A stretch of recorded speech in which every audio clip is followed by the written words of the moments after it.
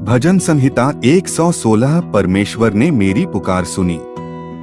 यह भजन एक ऐसे व्यक्ति की गवाही है जिसने कठिन समय में परमेश्वर को पुकारा और सहायता पाई।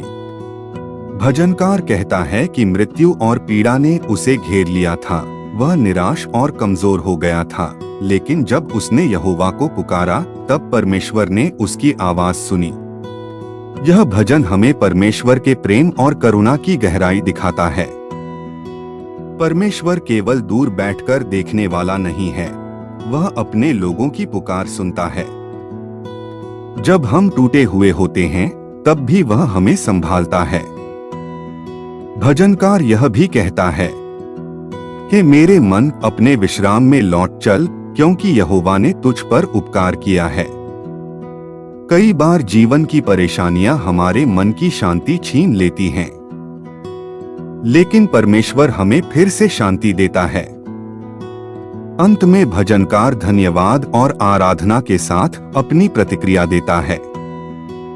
सीख: परमेश्वर हमारी प्रार्थनाएं सुनता है। कठिन समय में भी वह हमें नहीं छोड़ता।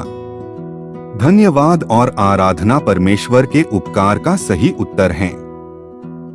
सोचने का प्रश्न: क्या मैं केवल संकट में परमेश्वर को पुकारता हूँ या अच्छे समय में भी उसका धन्यवाद करता हूँ? भजन संहिता 117 सभी जातियों के लिए स्तुति। यह पूरी बाइबल का सबसे छोटा अध्याय है, लेकिन इसका संदेश बहुत बड़ा है। इसमें सारी जातियों और लोगों को यहोवा की स्तुति करने के लिए बुलाया गया है। भजनकार कहता है कि परमेश्वर की करुणा महान है और उसकी सच्चाई सदा बनी रहती है। इसका अर्थ है कि परमेश्वर का प्रेम केवल एक राष्ट्र या कुछ लोगों तक सीमित नहीं है, वह सबके लिए है। यह भजन हमें याद दिलाता है कि परमेश्वर पूरी दुनिया का परमेश्वर है। हर भाषा, हर जाति और हर देश के लोग उसकी आराधना कर सकते हैं। सीख: परमेश्वर का प्रेम सब लोगों के लिए है। उसकी सच्चाई कभी समाप्त नहीं होती। हर व्यक्ति को परमेश्वर की स्तुति करनी चाहिए।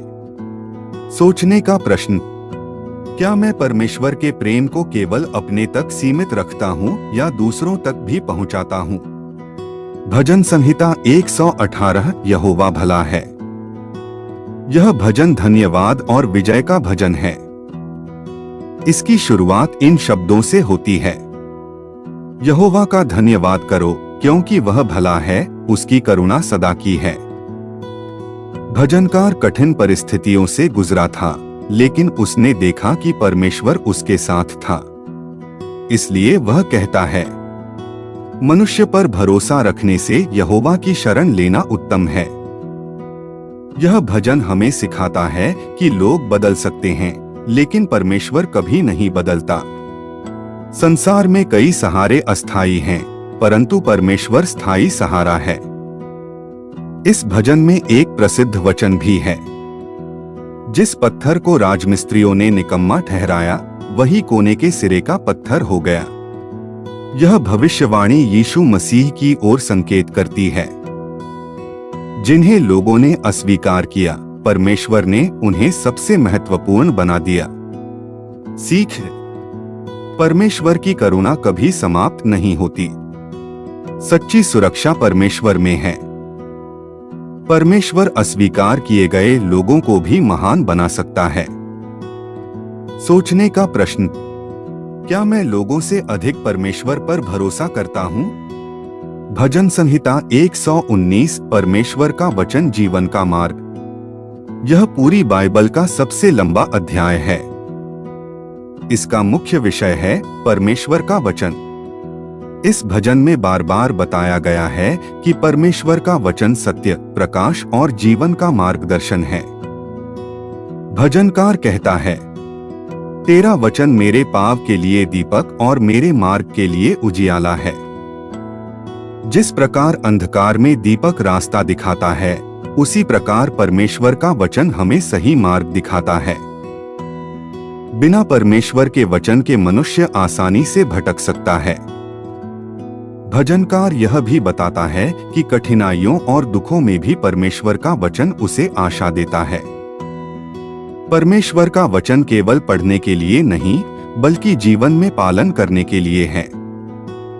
सीख: परमेश्वर का वचन जीवन को दिशा देता है।